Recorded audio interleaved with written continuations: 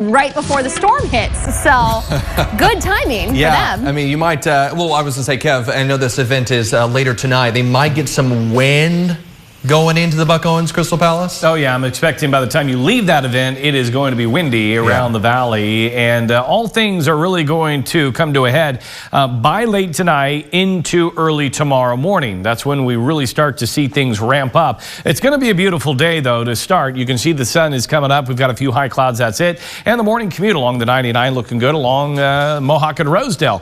As we take a look at temperatures, 30s and 40s into the valley, and then we've got 20s, 30s, and 40s into the mountains, so definitely grab that jacket if you're headed out the door. We've got some high clouds out of the approach from the north, and that's where this will start. We'll see the winds also pick up this afternoon into the evening all around the Kern County area, and then that colder air and the moisture will come in behind that. I do expect the arrival of moisture into Kern County by late tonight into the early morning hours on Wednesday, and then we keep that pattern in place through at least Saturday. So the wind advisory in place this afternoon through Wednesday morning for all of the valley, and then we have a high wind warning for an area just a sliver out on the west side, and then also the high wind warning out in the desert. We also have a blowing dust warning out in the desert as well if you're traveling that direction. And then the real key here is the winter storm warning we've been talking about. This will go into place tonight late into all the way through Saturday morning. So this is going to be a two-part system that's going to continue to bring that moisture in. It's got a lot of cold air, so snow levels are going to be very low. Here's the wind component this afternoon,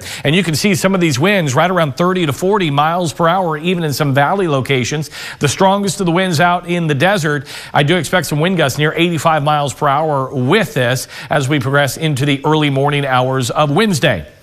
Here's a look at our futurecast and the moisture. It'll all start up into the Kern River Valley, spread into the Tehachapi area, and then wrap around over the Grapevine. And then you can see it just continues.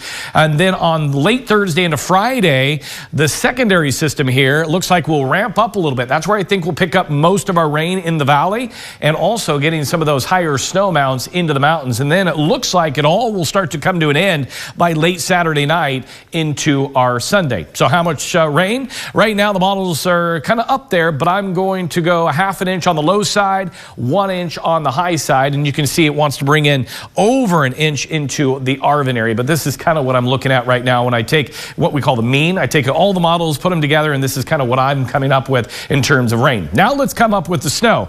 Our Futurecast model, as you can see, putting high amounts in here, 29 inches in Frazier Park, 28 inches in Tehachapi, 24 inches out of Alta Sierra. This is our American model, our global forecast model. Looking at other data, here's what we've come up with. For the Tehachapi area, you are going to pick up a lot of snow, upwards of a foot on the high side, maybe even 2 feet of snow.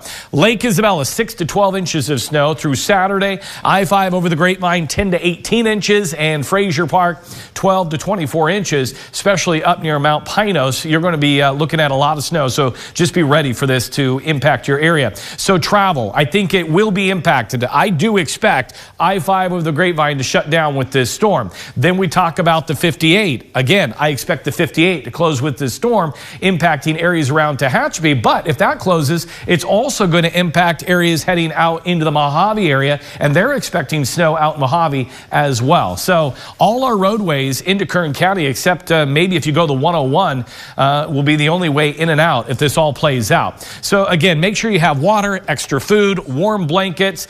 Make sure you have a full tank of gas. And also, if you're going to be traveling along the roads, chains or cables, whatever your car takes, good to have in the vehicle. And again, you can always follow us at kget.com for all your weather and road conditions. We'll be on this as the storm approaches later on tonight. Here's a look at today, though. We're looking mostly sunny, 69 in Bakersfield and Delano, 70 in Taft and Maricopa. But then tonight, we're looking at those 30s. So here in the valley, when the storm arrives late tonight into our early tomorrow, I wouldn't rule out rain and snow mix even here on the valley floor. Up in the mountains, mostly sunny today. 59 in Frazier Park, 56 in Tehachapi, lower 60s into the Kern River Valley. But look at tonight, those temperatures into the teens and 20s. So it's going to fall really quick. Out in the desert, mostly sunny skies today, very windy, 60s, and then tonight we're in the lower 30s. We'll take a look at that extended forecast coming up in just a bit.